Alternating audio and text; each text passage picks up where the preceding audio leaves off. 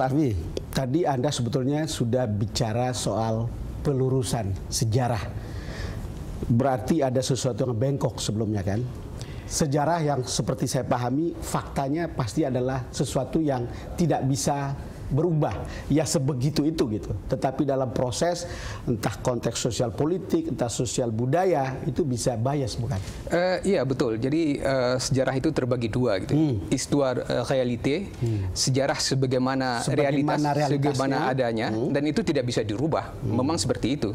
Kemudian ada histoire récité, sejarah sebagaimana diceritakan, sejarah sebagaimana dikisahkan. Nah ini bisa berubah, bisa berganti-ganti gitu. Jadi saya berbicara tentang pelurusan sejarah itu berbicara tentang aspek yang kedua ini, histoire récité. Yang kedua artinya yang sejarah sebagaimana dikisahkan gitu, dituturkan. Nah itu yang menurut hemat saya harus diluruskan gitu.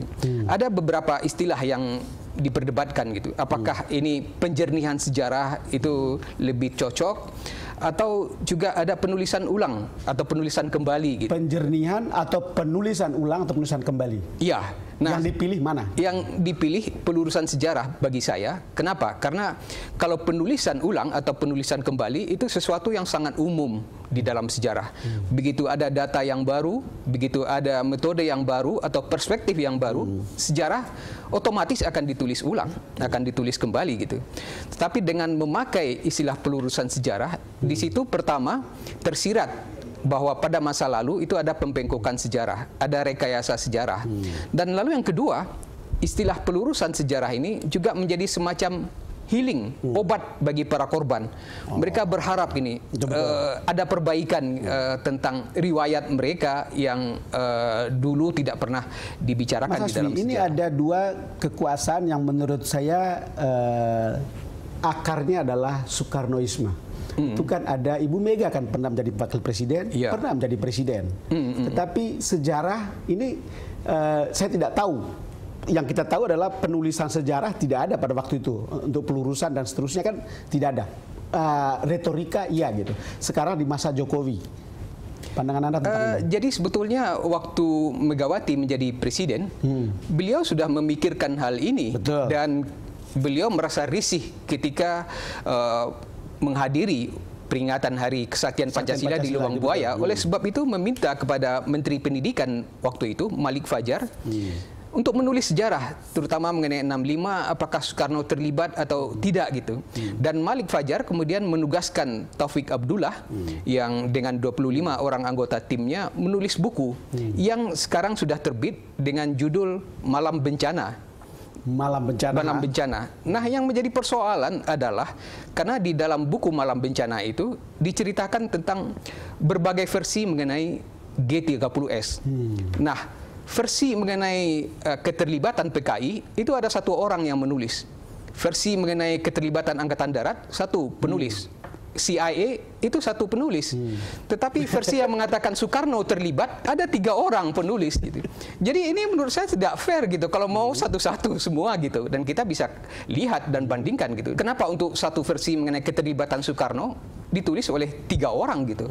Jadi secara kuantitatif orang pembaca akan melihat, oh kalau begitu Soekarno terlibat ini karena 3 orang yang menulis mengatakan itu, sedangkan yang lain mengatakan ya PKI, Angkatan Darat atau CIA gitu. Artinya kalau dengar penjelasan Anda ini juga tidak mudah dong untuk meluruskan sejarah ini sebetulnya. Tidak mudah untuk mengangkat fakta ini lalu kemudian ini sebagai sebuah fakta kuat yang kemudian membuat publik paham bahwa inilah yang bisa diterima. Saya kira gitu ya, pelurusan itu harus dimulai dari hal-hal yang sudah diterima, sudah disepakati.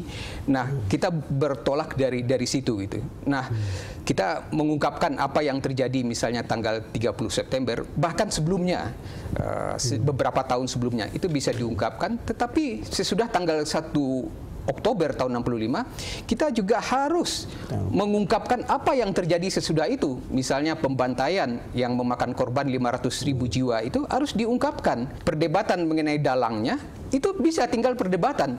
Kita tidak mengatakan bahwa harus seperti ini, tetapi biarlah masyarakat menilai. Tetapi di dalam buku itu ada 6 versi. Versi ini semua mempunyai kelemahan dan ini. Silakan. banyak sekali tulisan yang akan muncul, bukan? Akan sangat banyak itu kepada pembaca untuk mengambil kesimpulan sendiri tentang kebenaran sebuah sejarah.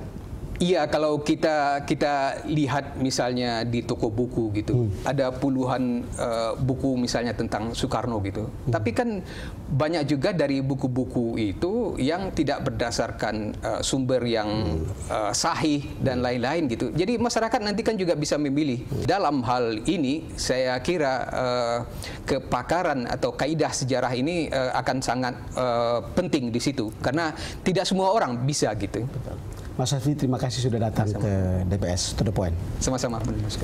Pemirsa, demikian perjumpaan kita dalam DPS To The Point episode kali ini. Terima kasih karena Anda sudah bersama kami. Sampai berjumpa lagi minggu depan.